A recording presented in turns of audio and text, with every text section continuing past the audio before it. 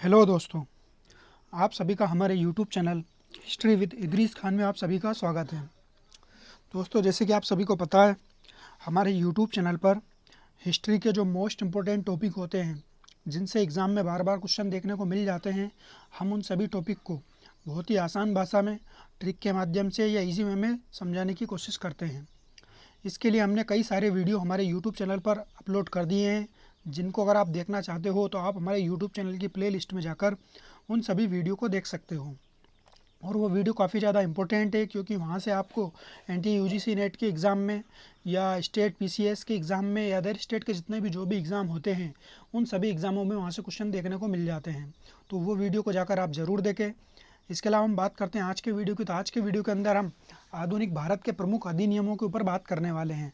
1858 का भारत शासन अधिनियम, 1861 के भारत परिषद अधिनियम और 1892 के भारत परिषद अधिनियम के ऊपर बात करेंगे।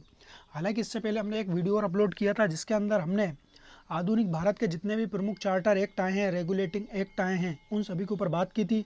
उसमें हमने बहुत ही अच्छी तरीके से समझाया था किस तरीके से ईस्ट इंडिया कंपनी की स्थापना होती है, किस तरीके से उसको रेगुलेट करने के लिए 1773 में रेगुलेटिंग एक्ट आता है। फिर उसके बाद उसको हर 20-20 साल में चार्टर एक्ट आते हैं, किस तरीके से उसको कंट्रोल किया गया और कंट्रोल करते करते 1853 में जाके उसको जो 20 साल की रियायत दी जा रही थी ईस्ट इंडिया कंपनी को, वो रियायत देना बंद कर दी जाती है। और जैसे 1857 की क्रांति होती है, उस 1857 की क्रांति में ईस्ट इंडिया कंपनी से शासन को छुड़ाकर और जो हमारा भारत का ब्रिटिश रूल था उसको क्राउन के हाथों में सौंप दिया जाता है। यानी कि ब्रिटिश ईस्ट इंडिया कंपनी का शासन समाप्त हो जाता है और 1857 की क्रांति के बाद से ही इंडिया का जितना भी जो भी शासन है ब्रिटिश क्षेत्र के ऊपर, वो सारा शासन अब ब्रिटिश संसद और ब्रिटिश क्राउन के ताज के अधीन आ जाता है। तो अब ब्रिटिश ताज के यानी कि ब्रिटिश क्राउन के अधीन किस तरीके से भारत के अंदर शासन किया जाता है, उन सभी चीज़ों को हम समझने की कोशिश करेंगे।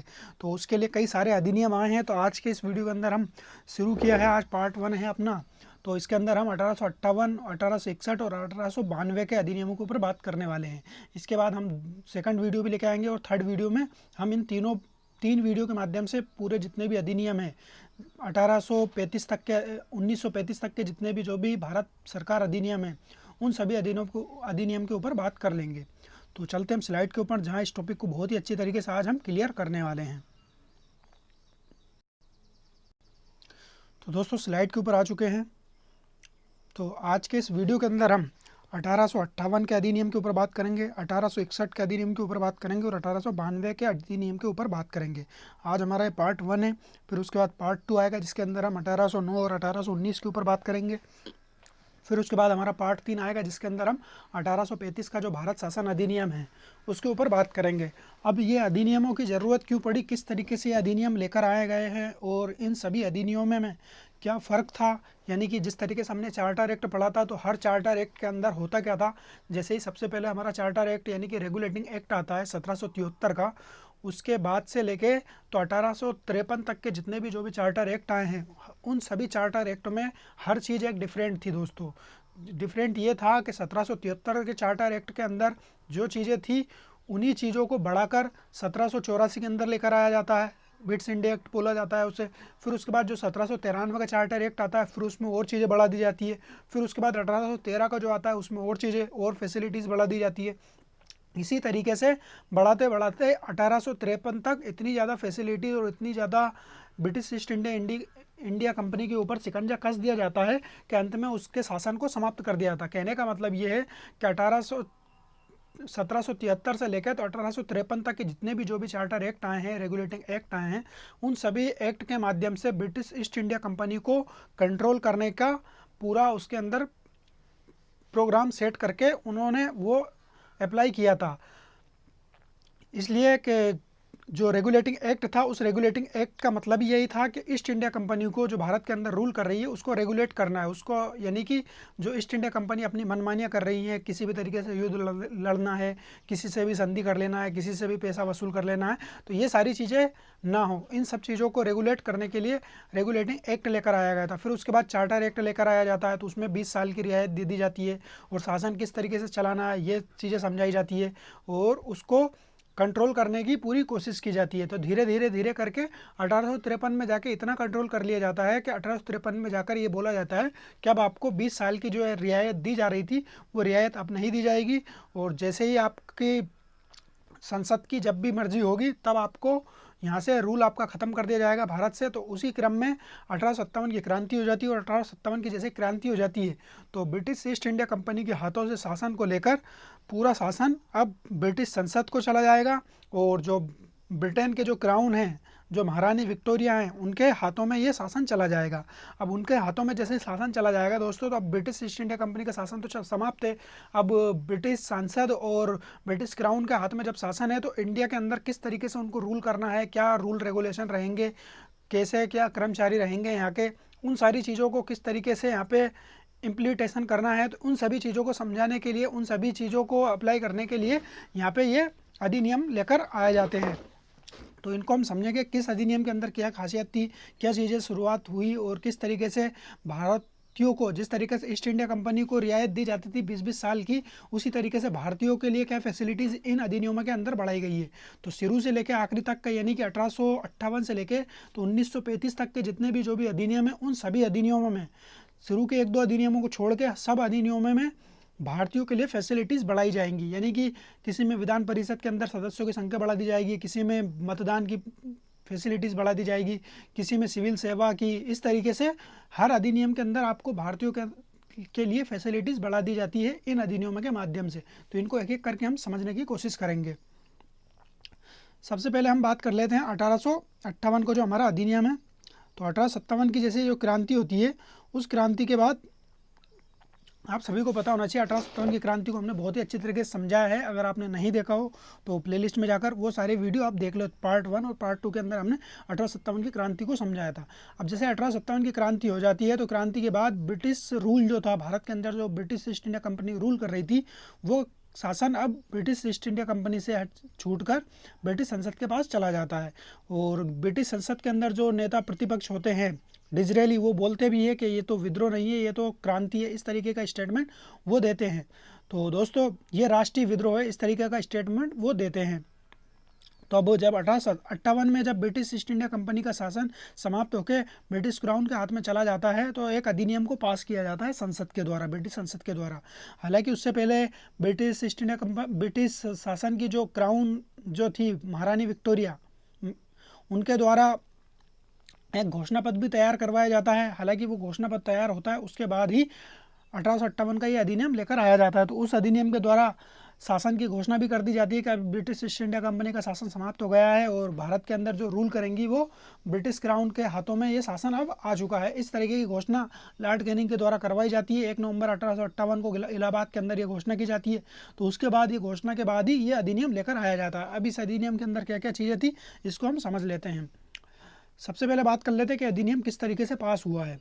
तो 12 फरवरी 1858 को, यानी कि जब क्रांति पूरी तरीके से समाप्त भी नहीं हुई थी, चली रही थी उस समय तक, तो उस समय 12 फरवरी 1858 को लॉर्ड पामर्स्टन, यानी कि ये जो ब्रिटिश पीएम थे, ये टन हो गया दोस्तों, ये पामर्स्टन है, भारत शासन के दोषों को दूर करने के लिए विधेयक संसद के सम्मुख रखते हैं। यानी कि जो ब्रिटिश पीएम थे लॉर्ड पामर्स्टन, इन्होंने भारत शासन के दोषों को दूर करने के लिए 12 फरवरी 1858 को एक विधेयक संसद के अंदर रखा। जब ये विधेयक को संसद के अंदर रख दिया जाता है, फिर उसके बाद होता है क्या दोस्तों, इनका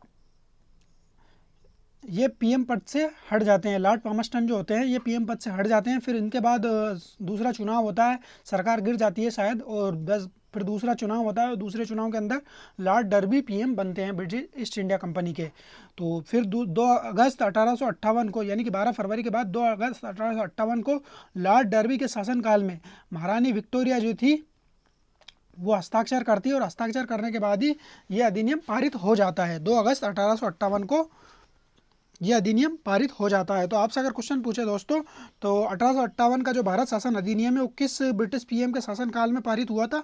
तो ये लॉर्ड डर्बी के शासनकाल में हुआ था। हालांकि ये लेकर लॉर्ड पामस्टन के समय आया गया था, मगर लॉर्ड डर्बी ये आपको मोस्ट इंपॉर्टेंट है, क्योंकि कई सारे लोग कन्फ्यूज होते हैं। लॉर्ड पामस्टन जो थे 1857 की क्रांति के समय ब्रिटिश पीएम थे, तो इन्हीं के समय ये सब चीज़ें हुई होगी। तो ऐसा नहीं था, लॉर्ड डर्बी के समय, यानी कि वो ब्रिटिश पीएम हट जाते हैं, फिर उसके बाद लॉर्ड डर्बी का जब शासन आता है तो उसके समय 2 अगस्त 1858 को ये विधेयक पारित होता है। और ये जब पूरा पारित हो जाता है दोस्तों, इसी अधिनियम के द्वारा भारत शासन कंपनी से लेकर ब्रिटिश ताज के अधीन कर दिया जाता है। तो इस अधिनियम के द्वारा ये चीज़ें कर दी जाती है। और इसकी घोषणा, यानी कि ये अधिनियम तो पहले बाद में होता है दोस्तों, मतलब ये अधिनियम बाद में लागू किया जाता है, मगर उससे पहले ही 1 नवंबर 1858 को लॉर्ड कैनिंग के द्वारा ये घोषणा कर दी जाती है। ये वहाँ से अधिनियम पारित हो रहा है और इसको अभी पूरी तरीके से अप्लाई किया भी नहीं था। और उससे पहले 1 नवंबर 1858 को ये घोषणा लॉर्ड कैनिंग के द्वारा की जाती है, और ये घोषणा के बाद ही ब्रिटिश शासन का जो अधिनियम है वो लागू कर दिया जाता है। तो लागू करने के लिए ये घोषणा क्या क्या कौन करता है? तो लॉर्ड कैनिंग करता है। और कहाँ पे करता है? इलाहाबाद के अंदर करता है। ये क्वेश्चन पूछा जाता है। और कब करता है ये भी क्वेश्चन पूछा जाता है। तो 1 नवंबर 1858 को ये अधिनियम से पहले, यानी कि महारानी विक्टोरिया की जो घोषणा थी वो घोषणा कर दी जाती है। तो ये सारी चीज़ें आपकी क्लियर हो गई होगी। अब इस अधिनियम के अंदर क्या क्या प्रावधान थे वो हम समझ लेते हैं। इस अधिनियम के द्वारा दोस्तों सबसे पहले तो जो निदेशक मंडल थे, निदेशक मंडल यानी कि दोस्तों जो बोर्ड ऑफ डायरेक्टर थे, और दूसरा नियंत्रक मंडल यानी कि बोर्ड ऑफ कंट्रोल। तो बोर्ड ऑफ डायरेक्टर कौन थे दोस्तों? तो बोर्ड ऑफ डायरेक्टर तो आपने शुरू से ही देखे होंगे कि जब ब्रिटिश ईस्ट इंडिया कंपनी थी उसी समय से बोर्ड ऑफ डायरेक्टर थे, यानी कि निदेशक मंडल की शुरुआत तो पहले से ही थी। मगर 1773 का जो रेगुलेटिंग एक्ट आता है उसके अंदर ब्रिटिश संसद के सदस्यों को बोर्ड ऑफ डायरेक्टर बनाया गया था। फिर उसके बाद जब बोर्ड ऑफ डायरेक्टर ने अच्छी तरीके से काम नहीं किया, अच्छी तरीके से कंपनी को रेगुलेट नहीं किया, तो फिर उसके बाद 1784 का जो पिट्स इंडिया एक्ट आता है दोस्तों, उसके अंदर बोर्ड ऑफ कंट्रोल की नियुक्ति की जाती है। तो बोर्ड ऑफ डायरेक्टर और बोर्ड ऑफ कंट्रोल दोनों को समाप्त कर दिया जाता है, यानी कि जो पुरानी व्यवस्था थी उसको समाप्त कर दिया जाता है, और समस्त अधिकार भारत सचिव को दे दिए जाते हैं। तो भारत सचिव कौन है दोस्तों? अब ये नया अधिकारी यहाँ पे नियुक्त किया जाता है। ब्रिटिश संसद का जो मंत्री होता है, उस मंत्री लेवल के यानी कि मंत्री लेवल का जो एक व्यक्ति होगा उसको भारत सचिव के रूप में नियुक्त किया गया। तो जितने भी जो भी अधिकार थे, ब्रिटिश शासन को किस तरीके से भारत के अंदर लागू करना है, क्या क्या सुविधाएं प्रदान करना है, क्या क्या वहाँ पे रेगुलेट करना है, इन सारी चीज़ों का जो भी अधिकार था वो भारत सचिव को दे दिया गया।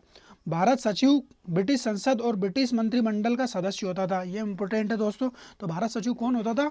तो ये ब्रिटिश संसद का या ब्रिटिश मंत्रिमंडल का ये सचिव यानी कि सदस्य होता था। अब भारत सचिव किस तरीके से कार्य करता था उसको समझ लेते हैं दोस्तों। भारत सचिव की सहायता के लिए 15 सदस्य की एक भारत परिषद स्थापित की गई, यानी कि इंडियन काउंसिल स्थापित की गई, जिसके अंदर 15 सदस्य होते थे। और इन 15 सदस्यों की अगर बात करें दोस्तों, तो इस 15 सदस्य के अंदर 7 सदस्य जो होते थे, इस 15 सदस्य के अंदर जो 7 सदस्य होते थे उनका चयन कंपनी के द्वारा किया जाता था, यानी कंपनी के डायरेक्टरों के द्वारा। और 8 सदस्य जो होते थे ये ब्रिटेन के क्राउन के द्वारा, यानी कि दोस्तों 8 तो आपके ब्रिटिश संसद के यानी कि ब्रिटिश क्राउन के होते थे, और 7 कंपनी के होते थे। तो इस तरीके से 15 सदस्यों को यहाँ पे नियुक्त किया जाता था। और इसमें सबसे बड़ी सदस्यता की बात ये थी दोस्तों कि इसमें जो भी सदस्य होते थे, जो 9 सदस्य ऐसे होते थे जो कम से कम 10 वर्ष तक भारत की, यानी कि भारत के अंदर उन्होंने सर्विस दी हो, और भारत के अंदर सर्विस दी हो 10 वर्ष की, इसके बाद उन्होंने सर्विस देने के, यानी कि उनका रिटायरमेंट हो गया और रिटायरमेंट में भी उनका 10 वर्ष से ज़्यादा नहीं हुआ, यानी कि किसी ने अगर सर्विस दी है 1858 तक उन्होंने सर्विस दी है दोस्तों, इस तरीके से हम समझते हैं। 1858 तक उन्होंने 10 वर्ष की सर्विस दी, 20 वर्ष 25 वर्ष कितने वर्ष की उन्होंने सर्विस दी। मगर उन्होंने 1858 के बाद 1868 से पहले ये एलिजिबल माने जाएंगे। मगर 1868 के बाद अगर सर्विस इसमें अगर ब्रिटिश जो हमारी ये भारत परिषद इन्होंने बनाई है, इसमें अगर इनको लेना चाहेंगे तो वो इसके लिए एलिजिबल नहीं माने जाएंगे, क्योंकि उनको 10 वर्ष से ज़्यादा सर्विस को छोड़े हुए, यानी कि रिटायरमेंट को छोड़े हुए हो चुका है, तो उनको एक्सपीरियंस अब खत्म हो चुका होगा, इस वजह से इनको नहीं लिया जाएगा। तो एक तो 2 शर्त थी इसमें, एक तो जो 10 वर्ष तक भारत के अंदर कार्य कर चुका होगा वो कर्मचारी, दूसरा जिसने रिटायरमेंट ले लिया है और उसको भी 10 वर्ष से ज़्यादा नहीं हुआ है। ये 2 तरह के कर्मचारियों को यहाँ पे लिया गया था, यानी कि 15 सदस्यों के अंदर कम से कम 9 सदस्य इस तरीके से होंगे, ये चीज़ यहाँ पे बताई गई है। इसके बाद दोस्तों और आगे समझ लेते हैं।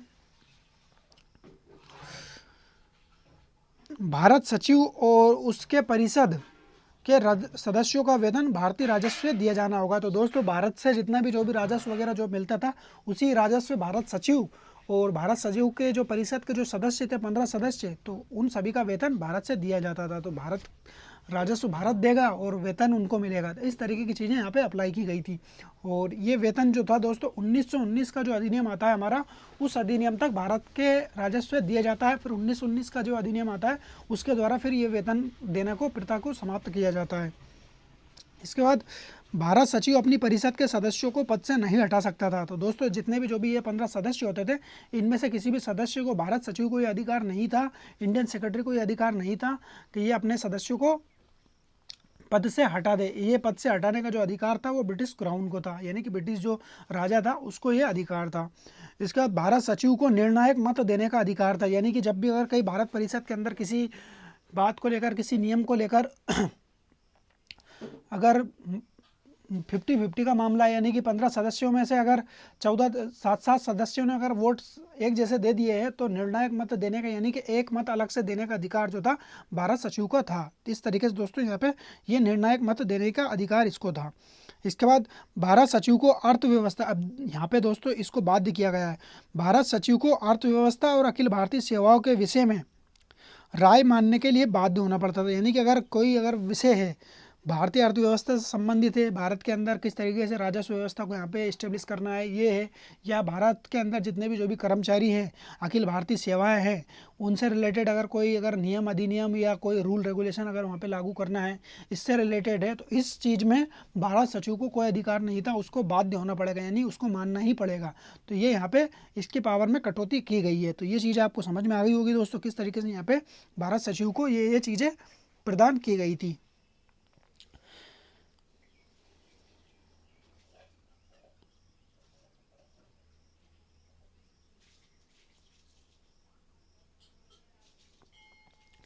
इसके अलावा भारत के वायसराय के अंदर हम समझ लेते हैं क्या क्या परिवर्तन किए गए हैं। तो आप सभी को पता होना चाहिए 1857 की जो क्रांति हुई है, उस क्रांति से पहले भारत के अंदर गवर्नर जनरल, यानी कि भारत के गवर्नर जनरल का शासन था, यानी कि जो लॉर्ड कैनिंग थे हमारे अंतिम गवर्नर जनरल भारत के, तो उन्हीं गवर्नर जनरल को 1858 का जब भारत शासन अधिनियम आता है, तो उस अधिनियम के द्वारा उनको वायसराय की पोस्ट पे नियुक्त कर दिया जाता है, यानी कि गवर्नर जनरल के पद को समाप्त कर दिया जाता है और वायसराय की पोस्ट पे उनको नियुक्त कर दिया जाता है। यानी कि गवर्नर जनरल को ही प्रमोट कर कर वायसराय, यानी कि प्रतिनिधि, जो क्राउन है ब्रिटिश क्राउन, उनके प्रतिनिधि के रूप में नियुक्त किया जाता है। तो इसको समझ लेते हैं किस तरीके से यहाँ पे किया गया।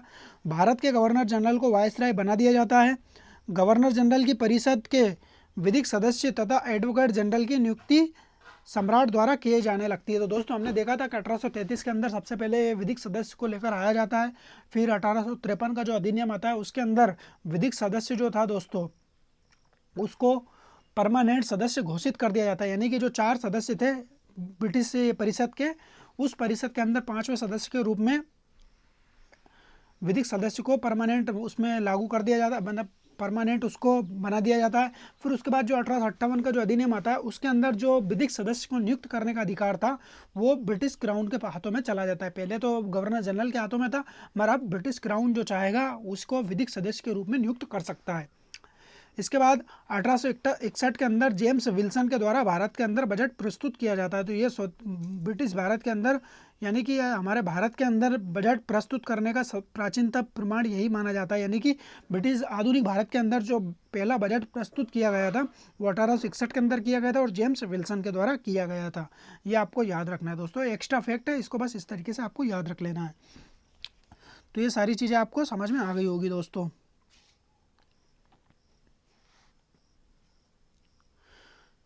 इसके बाद हम बात कर लेते हैं 1861 के भारत परिषद अधिनियम के ऊपर। 1858 के ऊपर बात की थी। 1858 के अंदर क्या क्या चीज़ें, नई चीज़ें यहाँ पे लागू की गई थी, जैसे कि हमने देखा दोस्तों भारत सचिव को नियुक्त किया गया। गवर्नर जनरल जो था, गवर्नर जनरल को हटाकर, यानी कि उसके पद को समाप्त करके वायसराय की नियुक्ति कर दी जाती है और 15 सदस्यीय विधिक भारत परिषद की स्थापना की जाती है ब्रिटेन के अंदर। तो ये कई सारी चीज़ें यहाँ पे देखने को मिली थी। अब उसके बाद 1861 का अधिनियम आता है दोस्तों। तो ये 1858 के अंदर जो जो चीज़ें बची हुई थी उन सभी चीज़ों को पुनः सुधार करने के लिए उसके अंदर क्या क्या दोष थे उन दोषों को दूर करने के लिए 1861 का भारतीय परिषद अधिनियम लेकर आया जाता है। इस परिषद अधिनियम के अंदर भी कई सारी नई चीज़ें इसमें ऐड की जाएंगी और कई सारी फैसिलिटीज़ भारतीयों के लिए बढ़ा दी जाएंगी। इसमें भारतीयों का सहयोग लिया जाएगा और कई सारी चीज़ें यानी कि अध्यादेश जारी करने का अधिकार दे दिया जाएगा वायसराय को। ये कई सारी चीज़ें देखने को मिलेगी, तो उसको हम समझ लेते हैं। तो भारत में संवैधानिक विकास का सूत्रपात इसी अधिनियम से माना जाता है। ये मोस्ट इंपोर्टेंट है, आपसे क्वेश्चन पूछा जाएगा भारत के अंदर किस अधिनियम के द्वारा भारतीय संविधान के विकास की शक्ल सूरत यानी कि भारत संविधान के कुछ अंश दिखाई देते हैं भारतीय संविधान के। तो भारतीय संवैधानिक विकास का सूत्रपात इसी अधिनियम यानी कि 1861 का जो अधिनियम होता है इसके अंदर दिखाई देता है। इसके अलावा दोस्तों इसको जो यहाँ पे लागू किया गया था, सर्वप्रथम भारतीयों को शासन के अंदर भागीदारी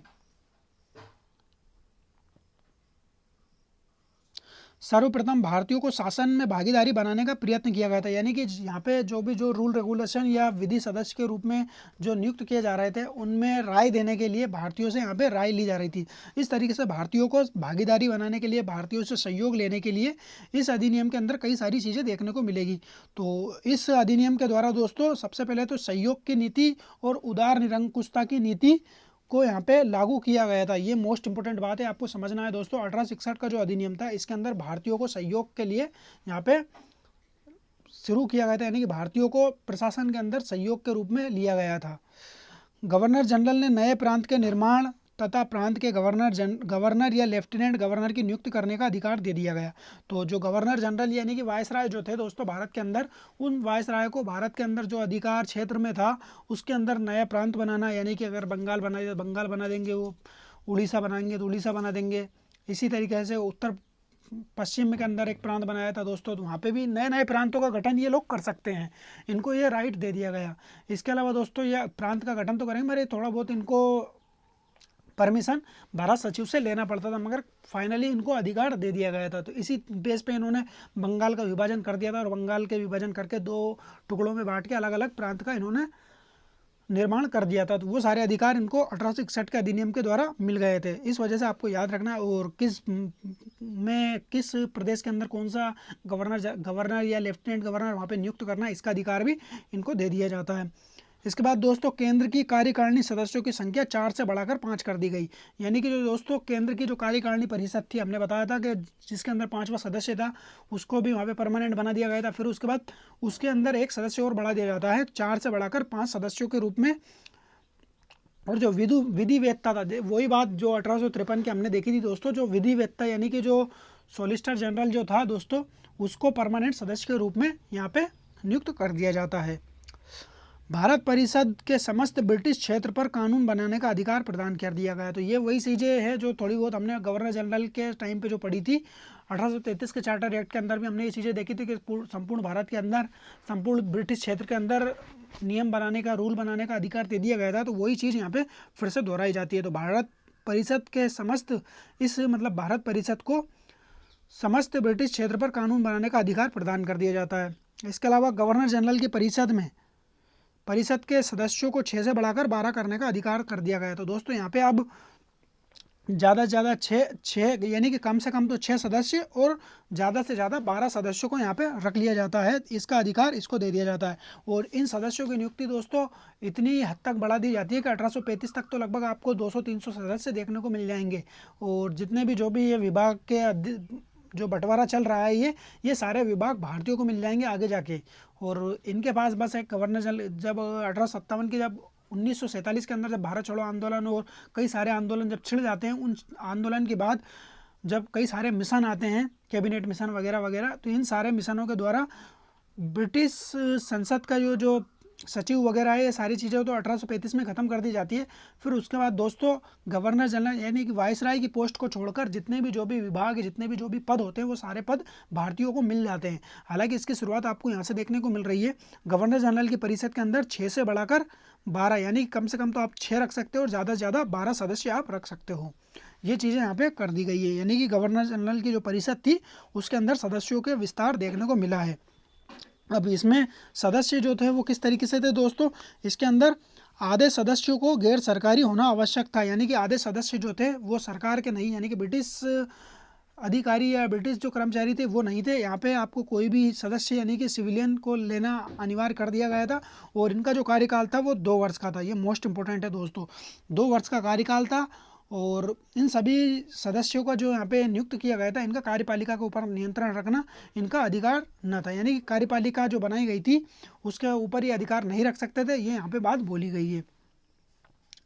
और गवर्नर जनरल को यहाँ पे वीटो पावर था, यानी कि अगर ये पूरी परिषद अगर बना के अगर कोई नियम बना रही है कि भाई ये वाला नियम हमको लागू करना है, तो गवर्नर जनरल को वीटो पावर था, वो चाहे तो इस अधिनियम को ठुकरा सकता था।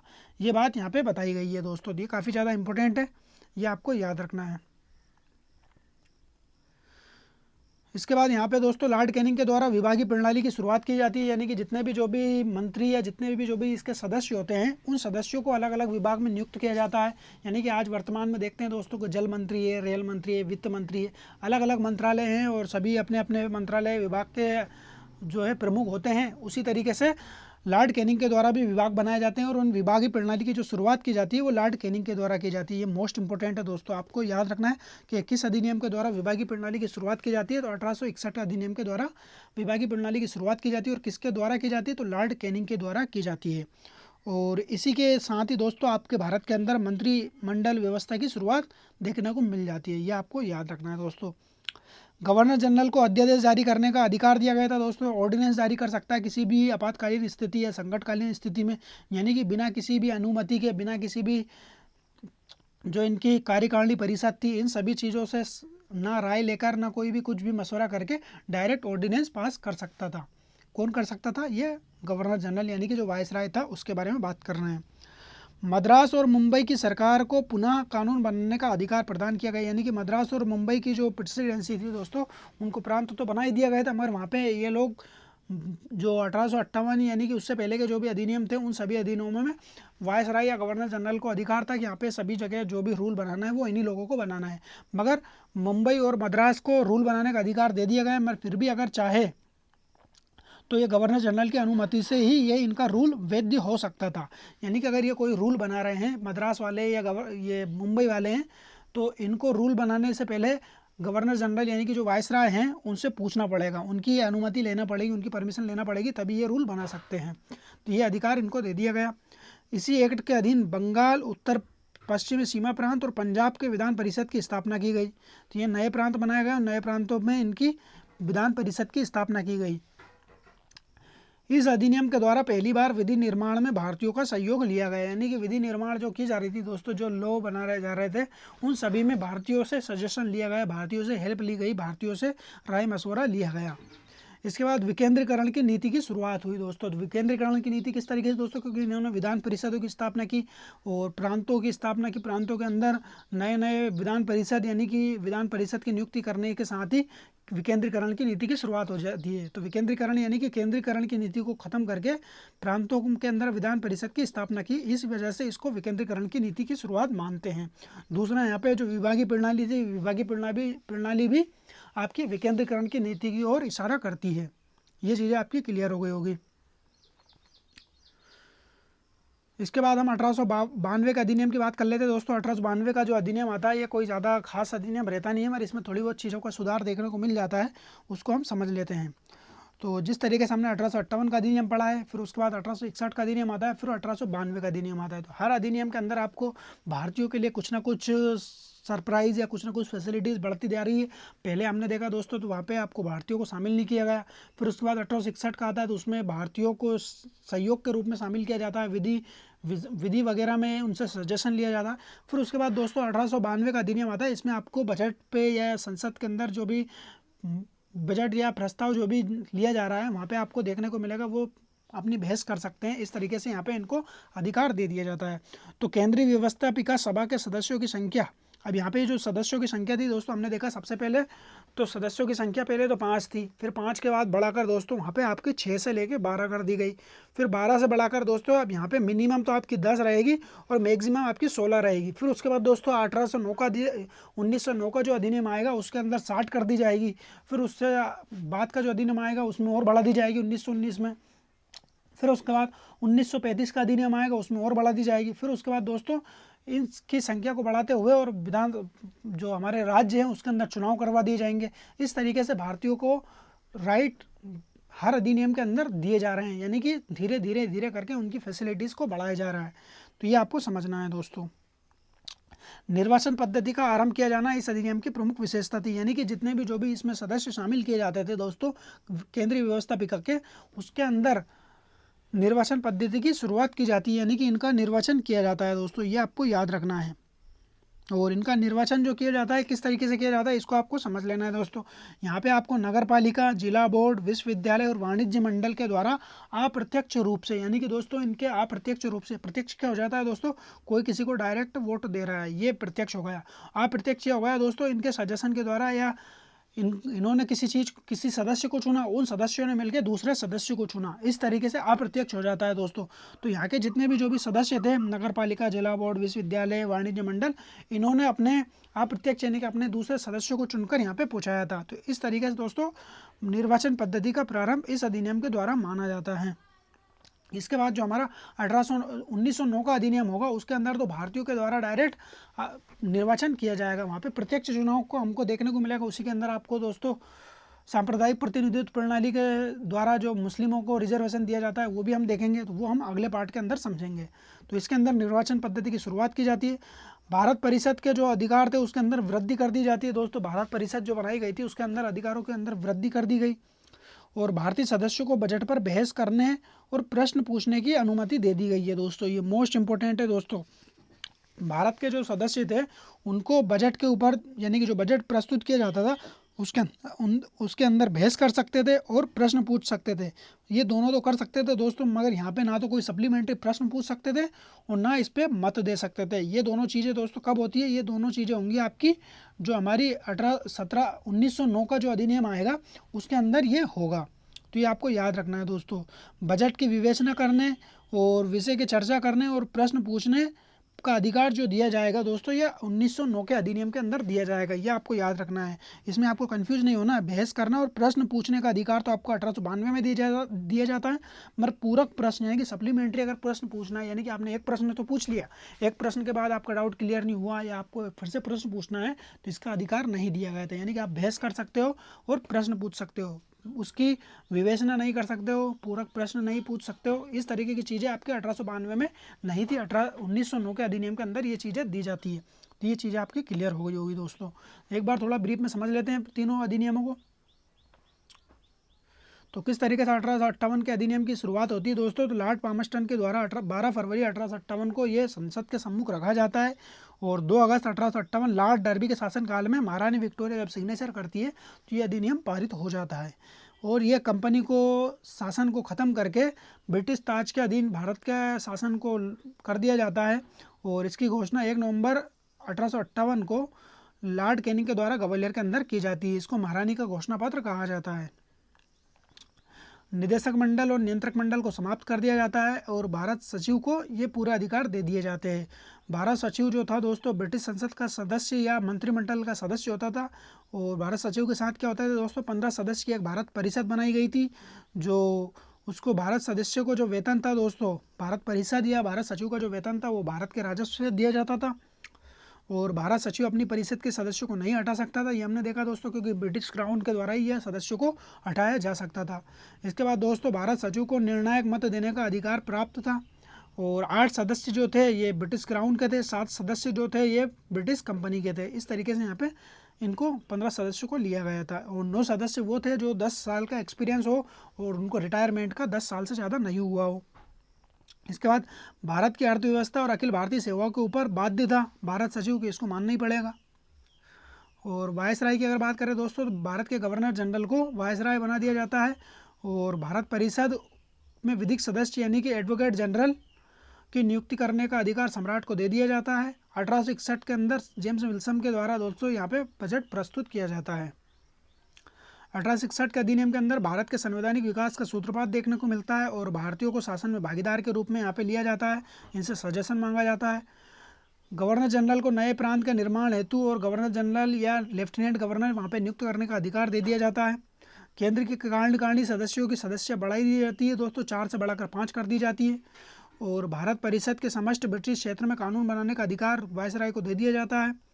गवर्नर जनरल परिषद के सदस्यों की संख्या 6 से बढ़ाकर 12 कर दी जाती है। यहाँ पे 6 से बढ़ाकर 12 की जाएगी। 1892 का जो आएगा उसमें दोस्तों 10 से बढ़ाकर 16 की जाएगी। फिर 1809 का जो आएगा 1909 का जो आएगा दोस्तों उसमें 60 कर दी जाएगी। इस तरीके से सदस्यों की संख्या बढ़ाती जाएगी निरंतर। इसके बाद दोस्तों इस अधिनियम में लॉर्ड कैनिंग को विभागीय प्रणाली की शुरुआत देखने को मिल जाती है और अध्यादेश जारी यानी कि ऑर्डिनेंस जारी करने का अधिकार दे दिया गया वायसराय को। मद्रास और मुंबई के अंदर पुनः कानून बनाने का अधिकार प्रदान किया गया, मगर यह गवर्नर जनरल की परमिशन से ही कानून बना सकते थे।